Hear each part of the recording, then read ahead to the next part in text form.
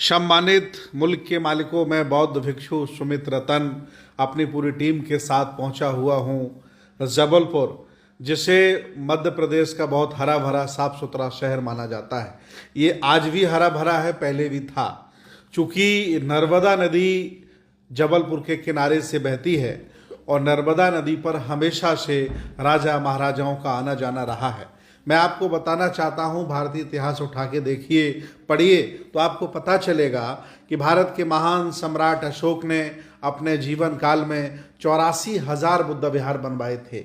बहुत बड़े बड़े बौद्ध स्तूप बनाए थे। जो मैं आपको दिखा रहा हूं, ये बौद्ध मठ उन्हीं के द्वारा स्थापित है। 84,000। ज़्यादातर बौद्ध मठों पर कब्जा कर लिया गया है।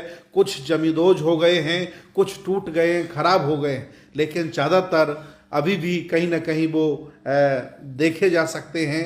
उनमें जो लगी प्रतिमाएं, उनमें जो बने चित्र, उनकी जो कार्बन रेटिंग हुई है ईंटों की, और उनका जो नक्काशी डिज़ाइन है वो बिल्कुल बौद्धकालीन है, सम्राट अशोक के ज़माने का है। जब भी आपको कभी भी जबलपुर जाने का मौका मिले तो आप भेड़ा घाट, जबलपुर के बिल्कुल नज़दीक, ये बहुत अच्छा बौद्ध मठ है।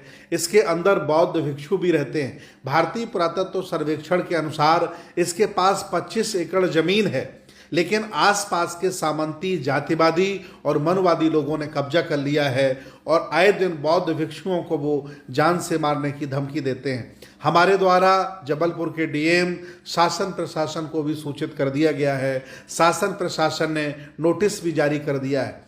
ये बौद्ध मठ अपने आप में एक बहुत बड़ी विरासत है।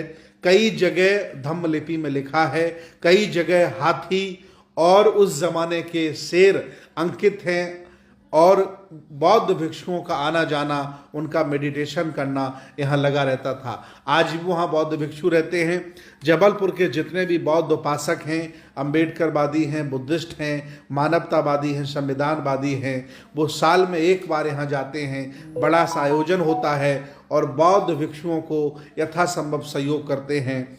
आप देखेंगे बहुत सुंदर नर्मदा नदी बह रही है, बहुत सुंदर पानी है, बिल्कुल किनारा है, लेकिन चूंकि जंगल हो गया है, उसका रखरखाव नहीं है, देखभाल नहीं है, इसलिए स्थिति बौद्ध मठ की बहुत खराब हो गई है।